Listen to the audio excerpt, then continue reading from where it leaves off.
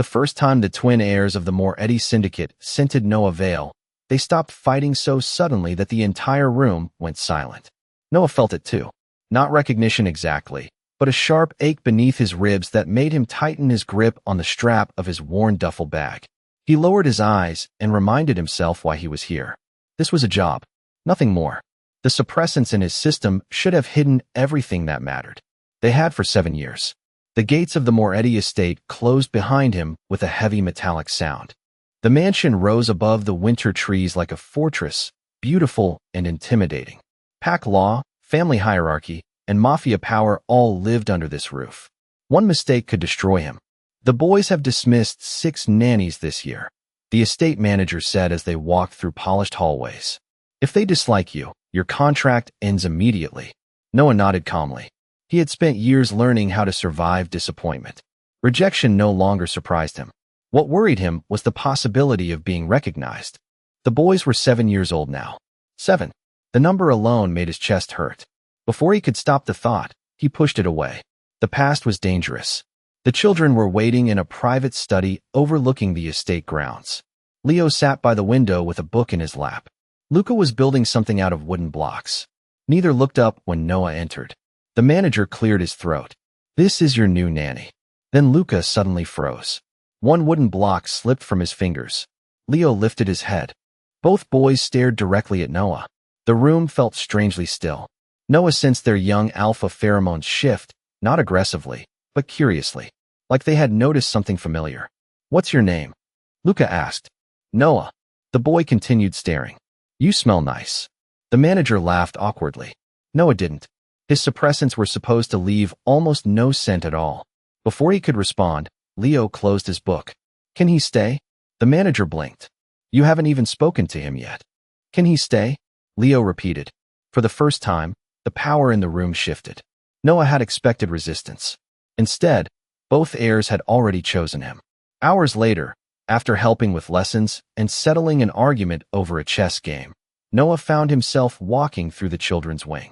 The twins followed him everywhere. They listened when he spoke. They smiled more than the staff claimed they ever did. It should have made him happy. Instead, it frightened him. Every moment increased the risk. Every laugh made leaving harder. As evening approached, a dull headache settled behind his eyes. His suppressants were wearing off earlier than usual. Stress always made that happen. He slipped into a quiet corridor and swallowed another dose with trembling fingers. You shouldn't take medication on an empty stomach. Noah nearly dropped the bottle. A deep voice echoed from the shadows. Dante Moretti stepped into view. He was taller than Noah remembered. Harder too. The years had carved grief into his expression and authority into every movement. The head of the Moretti syndicate watched him with cold gray eyes. Noah's heart slammed against his ribs. 7 years disappeared in an instant. Dante's gaze moved briefly to the bottle before returning to Noah's face. "Medical condition?" he asked. "Nothing serious. I don't like secrets in my house." The words were calm, but they carried the weight of command. Noah met his eyes anyway. "Then it's fortunate I was hired to care for your sons, not share my medical history." Silence stretched between them. To Noah's surprise, Dante almost looked impressed. Then footsteps interrupted them. Luca came running down the hallway. Without hesitation, the boy wrapped both arms around Noah's waist. "There you are," Luca said. "I was looking for you." Noah froze. So did Dante. The Mafia Boss stared at the scene as though something invisible had shifted beneath his feet. Then Luca tilted his head and frowned thoughtfully. "Dad used to look sad all the time," he said. "But he doesn't smell as sad when you're here." Before anyone could respond, Leo appeared at the end of the corridor holding a silver pendant he had secretly taken from Noah's bag earlier that afternoon, and the moment Dante saw the familiar symbol engraved on its surface, all the color drained from his face. For a long moment, nobody spoke. Leo stood frozen at the end of the corridor, the silver pendant dangling from his fingers. Noah's stomach dropped. He had searched for that pendant after unpacking and assumed he had misplaced it. Now it was too late. Dante crossed the distance between them in 3 silent steps. The symbol engraved on the metal was small, worn with age, but unmistakable. Noah saw recognition flash across the alpha's face before it disappeared behind years of discipline. "Where did you get this?" Dante asked. Leo looked from the pendant to Noah. It was in his bag. Noah forced himself to breathe evenly. Give it back, Leo. The boy obeyed immediately. That alone changed something. The heirs of the Moretti syndicate rarely listened to anyone. Yet they listened to Noah without argument. Dante noticed it too. Noah could feel the weight of his gaze. My office. Tomorrow morning. The Alpha's voice carried the force of a command. Then he turned and walked away. The next day should have been simple.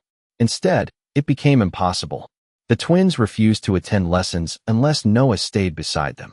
They followed him through the estate, argued over who sat closest to him at breakfast, and somehow convinced the kitchen staff to prepare the exact soup Noah preferred as a child.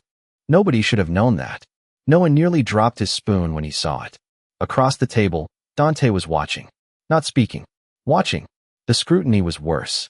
By afternoon, whispers had begun spreading through the estate. Staff members noticed the heirs smiling more. Security guards noticed they slept through the night. Even the family physician commented that both boys seemed calmer than they had in years. The explanation should have been simple. A good nanny. A positive influence. Yet in an Omegaverse world, nothing involving scent, bonds, and heirs was ever simple.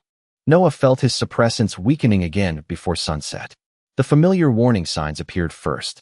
A slight warmth beneath his skin. Increased sensitivity to nearby pheromones. The estate's physician had warned him years ago that prolonged suppressant use carried risks. He had accepted them anyway.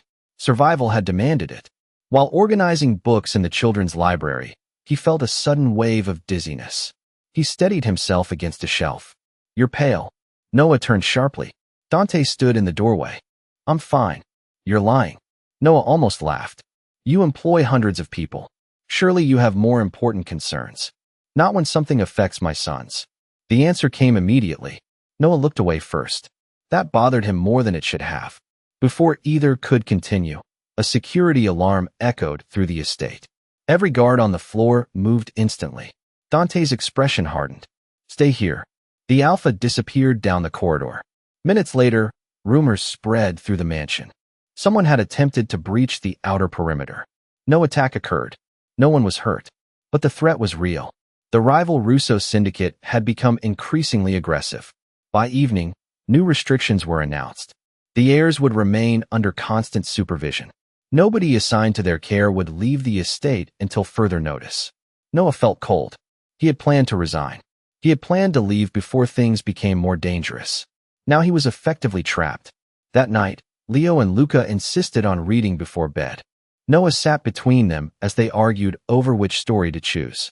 Eventually, both boys drifted asleep against his shoulders. For the first time in years, Noah allowed himself a brief moment of peace.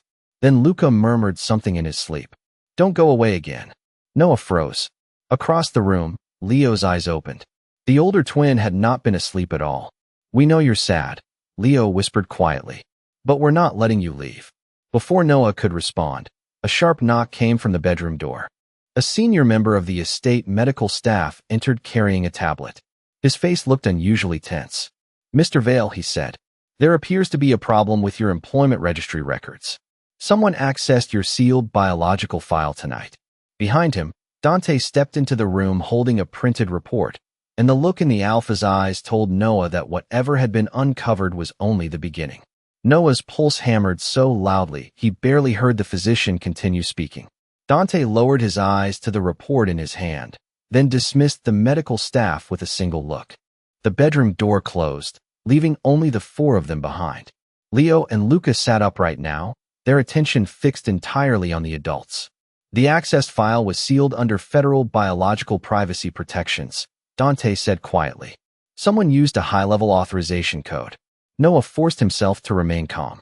Then it sounds like a problem for your security team. Dante studied him for several seconds. You don't seem surprised. The accusation settled heavily between them. Before Noah could answer, Luca slipped off the bed and grabbed his hand. The simple gesture shattered the tension. The child trusted him without hesitation. Dante noticed that too. Something unreadable crossed the Alpha's face before he folded the report and slid it into his pocket. We'll discuss this later. The following days settled into an uneasy routine. The estate remained under heightened security after the perimeter breach. Noah was no longer permitted to move around the property alone. Officially, it was for safety. Unofficially, it felt like surveillance. Yet the restriction created a new problem neither he nor Dante expected. The twins refused to separate from him. Meals, lessons, recreation, even medical checkups became battles unless Noah was present. The children who had pushed away every caretaker now treated him as a fixed point around which their entire world revolved. Noah knew he should create distance. Instead, he found himself becoming attached. One rainy afternoon, Luca fell asleep against his shoulder during a movie. Leo pretended not to enjoy family game night, but smiled every time Noah won. Moments like those made the estate feel dangerously close to home. That frightened him more than Dante's questions ever could. The false sense of safety lasted until the next suppressant cycle failed. Noah woke before dawn with dizziness and a low ache spreading through his chest. Not heat. Not yet. Just warning signs. Years of chemical suppression were becoming harder on his body. He sat alone in the dark kitchen drinking water when another presence entered the room. Dante. Neither spoke immediately. The alpha poured coffee and stood by the window overlooking the grounds. "The boys haven't had nightmares since you arrived," he finally said.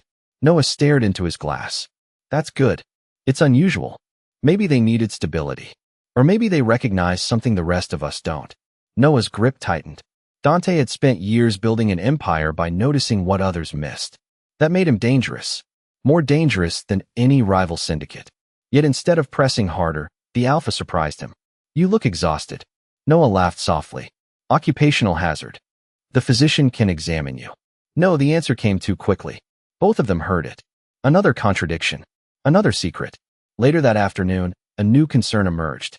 Leo's school records had arrived from a specialist tutor. Noah glanced at the paperwork while organizing study materials and froze. One page listed hereditary scent markers associated with developing alpha heirs. The profile matched Leo almost perfectly. Another notation caught his eye. Exceptional compatibility response to unidentified omega biological source. Noah's hands trembled. The document should not have existed. Before he could read further, footsteps approached. He closed the file instantly. Unfortunately, Dante had already seen his reaction. "What's wrong?" the alpha asked. "Nothing." Dante's expression darkened. Neither of them believed the lie. That evening, security footage revealed another breach attempt, this time targeting estate data servers rather than physical access points. Someone was searching for information, specifically biological records. Dante immediately ordered all heir-related files transferred to an offline archive. The command protected the twins. It also trapped Noah further inside the web of secrets surrounding them. As midnight approached, he returned to his room and discovered something waiting on his desk. A sealed envelope with no sender. His blood ran cold. Inside was a photocopy of a hospital registry record from 7 years earlier. Most of the page had been blacked out. Only a single line remained visible. Patient, no avail. Biological status, omega parent of twin male heirs. And at the bottom of the page, someone had written a message by hand. Dante Moretti is already looking. Noah stared at the photocopied registry page until sunrise. Every instinct told him to burn it. Instead, he folded it carefully and hid it beneath the lining of his suitcase. Someone inside the Moretti world knew the truth. Worse, someone wanted him to know that they knew. Before he could decide what to do, another crisis arrived. A security lockdown swept through the estate just after breakfast. Phones were restricted. Staff movement was monitored. Dante had ordered a full investigation into the attempted data breach. That alone was alarming. What changed everything was the next announcement. All personnel connected to the heirs would undergo enhanced biological verification. Noah felt the room tilt slightly. Across the dining table, Dante watched him. Not casually. Intentionally. The alpha had stopped pretending his attention meant nothing. "You look concerned," Dante said. "Should I be?" Noah forced himself to keep eating. Most people don't enjoy investigations. Most people don't react before they know what they're being investigated for. The twins immediately looked up. The atmosphere shifted. For the first time, Noah realized he was no longer merely a nanny inside the estate. He was becoming a problem nobody could ignore. Later that day, the first major crack appeared in the wall protecting his secrets. During a routine heir wellness review, the estate physician requested updated scent compatibility profiles for everyone with direct access to the boys. It was standard procedure after a security threat. Noah expected his suppressants to mask any irregularities. Instead, the physician frowned at the screen. That's strange. The room fell silent. What? Dante asked. Mr. Vale's scent markers are producing an unusual stabilization response in both heirs. Noah's pulse spiked. The physician quickly shook his head. It's probably a data error. But the damage was done. Dante heard it. Leo heard it. Luca heard it. Nobody spoke during the walk back from the medical wing. Yet something fundamental had changed. That evening, another reversal struck. A storm rolled across the estate, knocking out power to part of the property. During the outage, one of the twins disappeared. Panic spread instantly. Security teams mobilized. Dante personally joined the search. Noah didn't wait for orders. He already knew where to look. Deep inside the northern greenhouse, hidden behind overgrown vines, Luca sat curled beside an old fountain. The child looked frightened but unharmed. Noah dropped to one knee and wrapped a blanket around his shoulders. How did you know I'd be here? Luca whispered. Noah froze. 7 years ago, before the twins were born, he had discovered this exact hiding place during his brief time at the estate. Nobody should have known that. Before he could answer, another voice emerged from the darkness. That's an excellent question. Dante stood at the greenhouse entrance. Rainwater dripped from his coat. His expression was unreadable. The drive back to the mansion was silent. Noah expected anger. Instead, Dante did something far more unsettling. He moved Noah into a secured guest suite inside the family wing. That's not necessary, Noah protested. It's not a request. You're treating me like a suspect. No, Dante's jaw tightened. If I thought you were a threat, you wouldn't be anywhere near my sons. The words landed harder than Noah expected. For the first time, Dante's actions contradicted the image Noah had carried for years. Protection and suspicion were existing side by side. Neither made sense. That night, another piece of the puzzle surfaced. The estate archivist delivered a recovered file connected to the original data breach. Most of the contents were corrupted. One section survived. It contained a biological registry notation from 7 years earlier. Noah never saw the file. Dante did. The Alpha locked himself inside his office for nearly an hour afterward. When he finally emerged, something had changed. The certainty was gone. The man who believed he understood his past no longer looked entirely sure. Near midnight, Noah woke to raised voices outside his room. One belonged to Dante. The other belonged to an older man, Vittorio Moretti. Destroy the file, Vittorio said sharply. Some records should stay buried. Silence followed. Then Dante answered. Why? The question hung in the air. A simple word. A dangerous one. Noah moved closer to the door, heart pounding.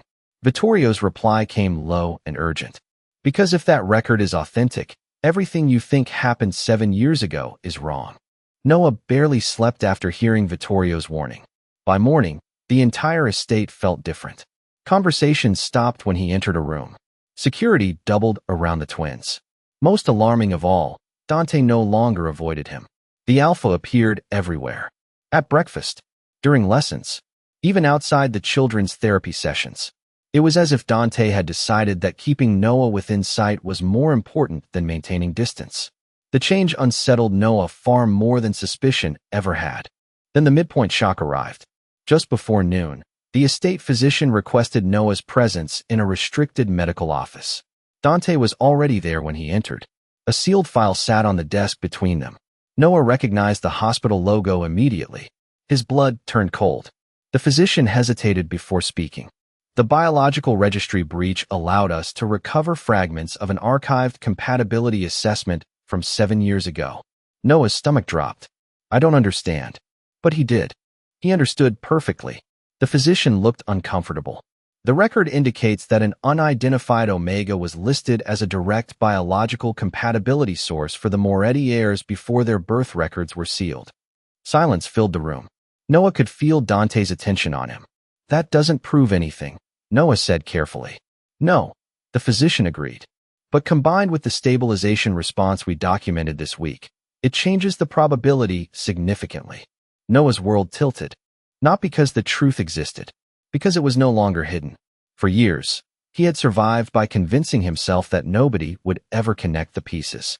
Now the pieces were connecting themselves. Worse, Dante wasn't looking angry. He looked shaken. as if something he had believed for 7 years was beginning to fracture. The physician left them alone. Neither spoke for several seconds. Finally, Dante broke the silence. "Were you ever going to tell me?" Noah stared at him. "Tell you what?" "That's exactly the problem." Dante's voice was low, controlled, dangerous. "I don't know what question to ask anymore." The words hit harder than accusation. For the first time, Noah saw uncertainty in the man who controlled an empire. That certainty had always been one of Dante's greatest weapons. Now it was gone. Before Noah could answer, a sharp wave of dizziness forced him to grip the edge of the desk. His suppressants were failing faster than ever. The physician had warned him. Stress accelerated everything. Dante stepped forward immediately. "Sit down." "I'm fine." "Noah." The use of his name felt different. Not a command. A plea hidden beneath one. Reluctantly, Noah sat. Dante crouched beside him, studying the tremor in his hands. "You've been sick since you arrived. It's manageable." "You've been lying." Noah looked away. Because that part was true. Hours later, another blow landed. A trusted cybersecurity specialist recovered additional fragments from the breached archive. This time the information didn't reach Noah first. It reached Dante. The Alpha locked himself inside his office again. When he finally emerged, he carried a copy of an old hospital intake form. Most of the document remained corrupted. One surviving section listed emergency care following a high-risk Omega pregnancy. Noah's name appeared on the page. Not as a witness, not as staff, as the patient. The discovery shattered another belief. Dante had spent 7 years believing Noah walked away freely. Now evidence suggested Noah had endured something neither of them understood. Yet even this wasn't the full truth. The hidden layer remained buried. That evening, Noah made a decision. He packed a bag. If he stayed longer, the truth would eventually destroy everyone. The twins deserved stability. Dante deserved answers. Noah deserved a chance to survive what came next. He waited until midnight. Then he quietly opened the door to leave. Leo and Luca were sitting in the hallway, waiting. Neither looked surprised. Luca's eyes were red from crying. Leo stood and handed Noah a folded piece of paper. "We knew you'd try." Noah unfolded it. It was a security order signed by Dante Moretti. Effective immediately, Noah Vale was placed under personal protective authority of the Moretti syndicate. He could not leave the estate without Dante's approval. At the bottom of the order, written in Dante's own handwriting, was a single sentence. "No matter what happened 7 years ago, I am not losing you again." Noah read the handwritten sentence 3 times before the meaning truly settled in. Not losing you again. The words should have felt comforting. Instead, they felt like the walls of the estate closing around him. By morning, the consequences had already begun. Every security checkpoint recognized his name. Every gate required special authorization. Even the staff looked at him differently. He was no longer merely the twins' caretaker. He was now under the direct protection of Dante Moretti, and in the Mafia world, protection often looked dangerously similar to possession. Noah found Dante in the study reviewing reports. "You had no right," he said quietly. Dante didn't look up. "The Russo syndicate is actively searching biological records connected to my heirs. Then protect your sons." That finally made Dante raise his eyes. "I am."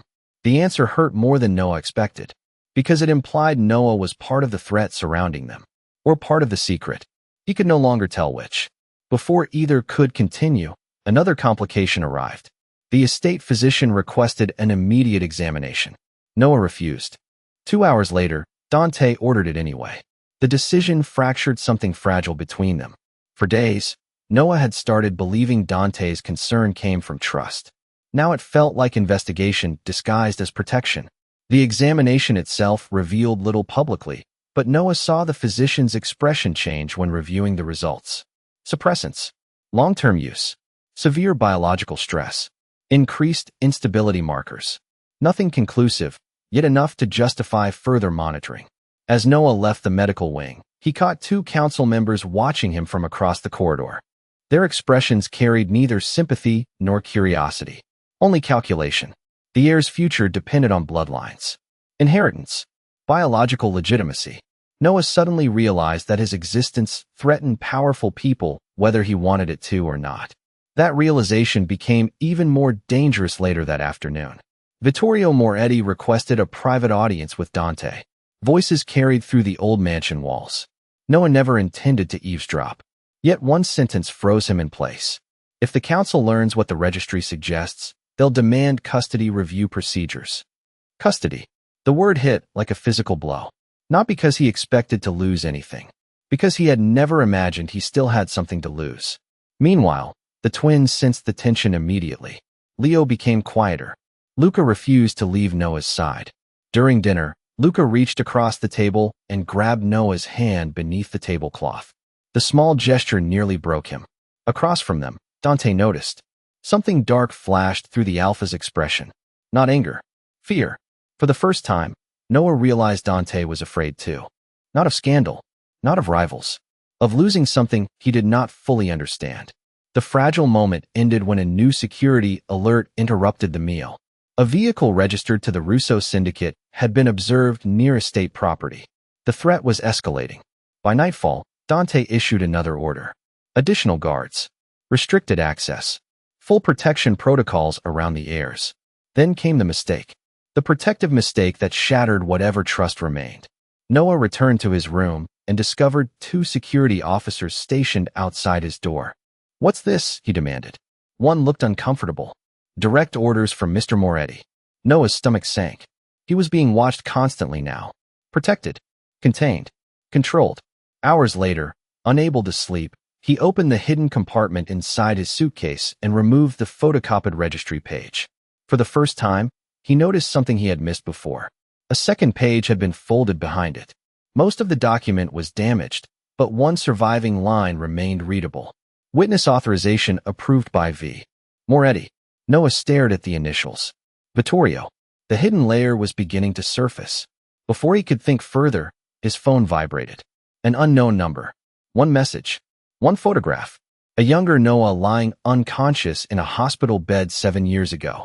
And standing beside that bed was a man Noah had never seen before. The final line beneath the image made his blood run cold. "He knows what really happened to your children." Noah stared at the photograph until dawn.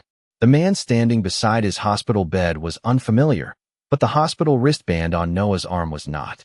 The date matched the week the twins were born. For 7 years, he had believed only one story. Dante chose the Mafia. Dante chose the heirs.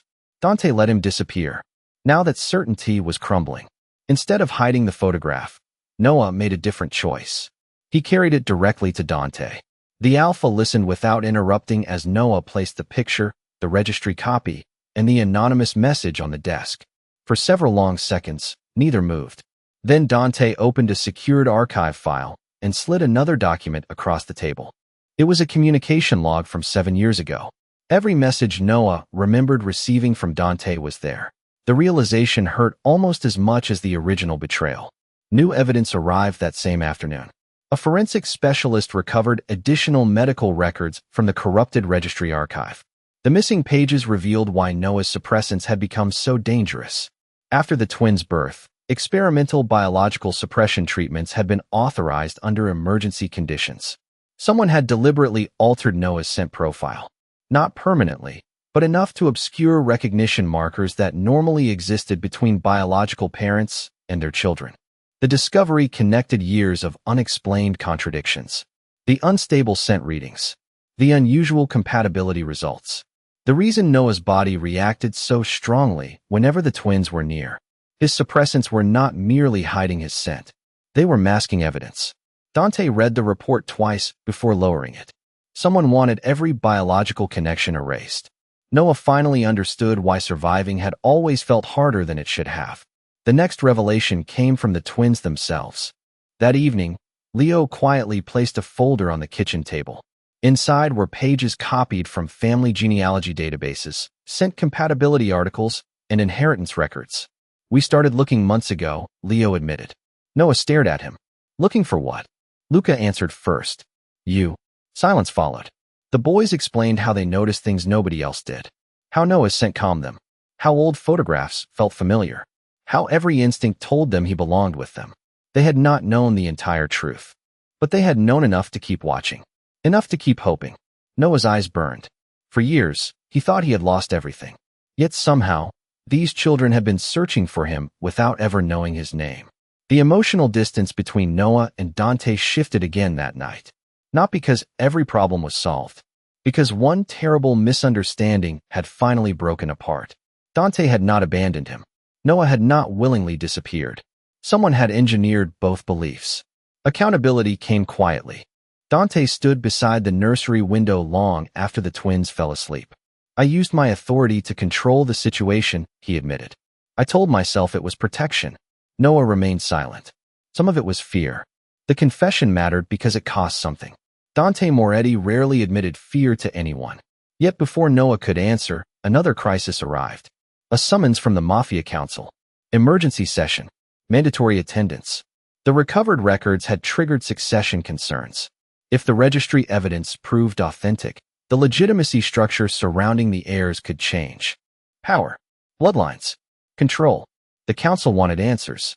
As the message ended, a second notification. It was about deciding what Dante was willing to sacrifice once the entire world learned it. The crisis arrived before sunrise. A formal summons from the Mafia Council ordered Dante, Noah, and the twins to appear before an emergency succession hearing. The recovered registry records had triggered heir law review procedures, and under old syndicate rules, any biological claim connected to future leaders could alter the balance of power across the entire organization. Noah understood the danger immediately. This was no longer about family. It was about control. Worse, another message arrived moments later. The unknown sender finally identified himself. Dr. Raymond Keller, the physician standing beside Noah's hospital bed 7 years ago. He wanted to meet.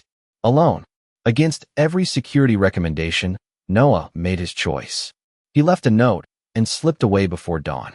He was tired of other people deciding his future. When Noah arrived at the abandoned clinic outside the city, the aging doctor looked terrified. He handed over a sealed file and spoke only one sentence before security alarms erupted on his phone. Your children were never hidden from Dante. They were hidden from you. Noah's breath caught. The statement rewrote everything. Before he could demand answers, the doctor revealed the final surviving records. Vittorio had authorized the separation order. Vittorio had approved the altered scent treatments. Vittorio had falsified custody documents. But the deepest revelation came last. The twins had not been taken because Dante wanted heirs. They had been taken because someone feared what would happen if Noah remained beside them. A biological parent bond strong enough to challenge succession manipulation. A connection powerful enough to expose the conspiracy. Noah finally understood why his scent had been altered. Why his memories felt incomplete. Why his body reacted every time he was near the boys. The truth had been buried because it was dangerous. Then the attack came. Not bullets. Not violence. Data. Every surviving record inside the clinic was remotely erased before Noah's eyes. Someone was cleaning up the last evidence.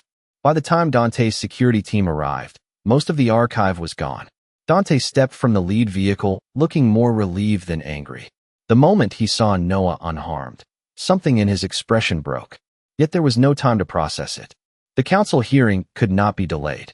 Hours later, the grand chamber filled with syndicate leaders, advisors, and rival family representatives. Vittorio sat among them, calm and composed. The Russo syndicate had observers present as well. Every eye turned toward Noah the moment he entered. The pressure was crushing.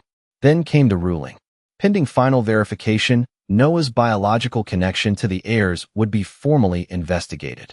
Murmurs spread through the chamber. Power shifted visibly. Some council members looked threatened. Others looked opportunistic. Vittorio stood and demanded immediate protective custody transfer of all evidence and individuals connected to the case, including Noah. The room exploded with arguments. That was when Dante made his choice. He rose slowly and publicly rejected the recommendation. The chamber fell silent. Everyone understood what it meant. He was placing himself against influential members of his own family, against tradition, against politics, against men who helped build his empire. Noah remains under my protection, Dante said, and no council will decide his fate without proof. The declaration carried a price. Several council members immediately withdrew support from Dante's leadership bloc. Vittorio smiled for the first time all day. He wanted this division. He wanted Dante isolated. Then the final hidden layer emerged. Before anyone could continue, Leo stepped forward. The child had secretly brought documents of his own, evidence gathered for months. He looked directly at the council and then at Noah. "We've known for a long time," he said. "Luca and I knew before anyone else." Gasps echoed through the chamber. The twins had been hiding the truth all along. Not Noah, not Dante, the heirs themselves. And as the room descended into chaos, an emergency alert flashed across every security screen in the building. The Russo syndicate had launched coordinated operations against Moretti assets across the city. The war had started. Dante could save his empire or protect Noah and the twins. For the first time in his life, he might not be able to do both. The emergency screens kept flashing red while the chamber argued itself into panic, but Dante did not move toward the command table. He moved toward Noah and the twins. That single choice changed the room. Men who had followed him for years stared as if they were watching a king step off his throne, but Dante only lowered himself in front of Leo and Luca and said, "Stay with Noah. Listen to him first, then me." It was the first alpha command Noah had ever heard from him that did not feel like control. It felt like trust. Noah took both boys by the hand and led them through the protected passage beneath the council chamber, using the same old service route he had somehow remembered in the greenhouse. This time, Dante did not question how he knew it. He followed. Behind them, Vittorio shouted that Dante was abandoning the syndicate in its hour of war, but half the chamber had already seen the truth in that accusation. Dante was not abandoning anything. He was choosing what the syndicate had been built to protect before men like Vittorio twisted it into greed. Family. By nightfall, the Russo attack had failed. Not because Dante saved every warehouse or every account, but because he stopped playing the game Vittorio had prepared. He released the recovered files to the full council, to the federal ABO registry, and to every loyal captain at once. The remaining hospital evidence from Dr. Keller, Leo's copied records, the forged message logs, the altered scent treatment authorizations, and Vittorio's signature all became impossible to bury. Power shifted faster than bullets ever could. Captains who had doubted Noah saw the truth written in law, medicine, and bloodline records. The Russo syndicate lost its leverage the moment the secrets became public. Vittorio tried to call it forged evidence. Then Luca, trembling but brave, stepped forward and said, "You told us if we loved him, Dad would lose everything." The silence that followed destroyed Vittorio more completely than any weapon could have. Dante did not touch his uncle. He did not need to. The council stripped Vittorio of rank, assets, and protection before dawn.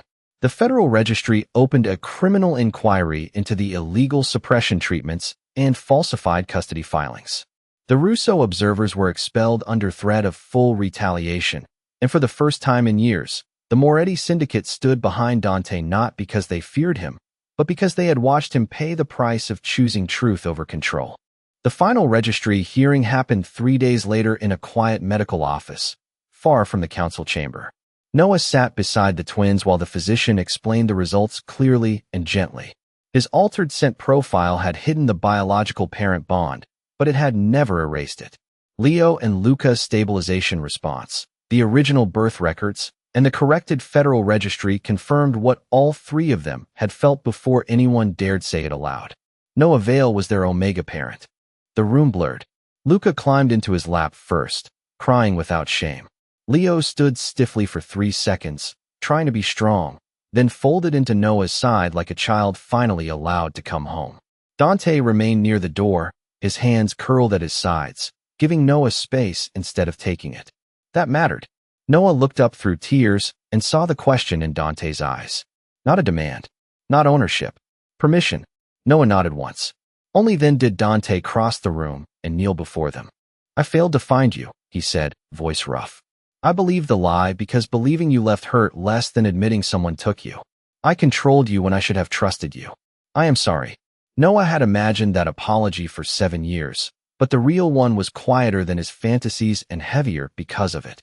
"I can't give those years back," Dante continued, "but I can spend every year after this protecting your choice, not taking it away." Noah did not forgive him all at once. Healing was not a door that opened because someone finally found the right key. It was smaller than that. It was Dante removing the guards from Noah's door. It was Noah receiving his corrected medical care without fear. It was the slow withdrawal from the suppressants that had harmed him for years, monitored safely, until his natural scent no longer felt like evidence against him. It was the twins learning that family truth did not have to be whispered in hallways. Weeks later, Dante called a formal gathering at the estate. Not a council trial, not a strategy meeting, a public acknowledgement. In front of the Moretti family, the household staff, the captains, and every person who had once looked at Noah like an intruder, Dante stood beside him instead of in front of him. Noah Vale is not a servant in this house, he said. He is the biological parent of Leo and Luca Moretti. He is under no custody claim, no debt, no contract, and no family obligation he does not freely choose. If he stays, it is because he chooses us. If he leaves with honor, protection, and my respect. Noah felt the old shame loosen around his ribs. For the first time, the decision belonged to him. He looked at the twins, then at Dante, then at the house that had once felt like a fortress designed to swallow him. I'm staying, he said, but not as a secret. Dante's face changed then, not into triumph, but relief. Months passed. The Moretti estate became softer in ways nobody expected. The children's wing filled with noise. Luca planted herbs in the greenhouse where he had once hidden. Leo began leaving books open on the kitchen table so Noah would sit beside him and read. Dante moved fewer meetings into the council chamber and more dinners into the family dining room. The mate bond between him and Noah did not return like a storm.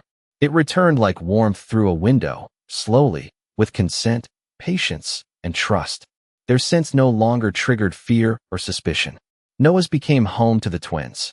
Dante's became steadier around Noah, no longer sharp with control, but grounded with responsibility. 1 year later, on the first winter morning after the registry finalized every correction, Noah walked through the front gates holding the same worn duffel bag he had carried on his first day. This time, he was not arriving for a temporary job. He was returning from a family trip with Dante on one side and the twins racing ahead through the snow. The heavy gates closed behind them with the same metallic sound Noah remembered from the beginning, but it no longer felt like a cage. Luca ran back, breathless and laughing, and threw his arms around Noah's waist exactly as he had in the hallway that first week. Leo stood beside him, pretending not to smile, then slipped the old silver pendant into Noah's hand. Dante had restored it, but left the worn edges untouched. Proof that broken things could be honored, not erased. Noah looked at the symbol, then at the family waiting for him under the pale morning light. 7 years had been stolen. The truth had nearly destroyed them. But the boys were safe. Dante had chosen them publicly, and Noah's name was finally written where it always should have been. Not as a secret, not as a scandal, as family.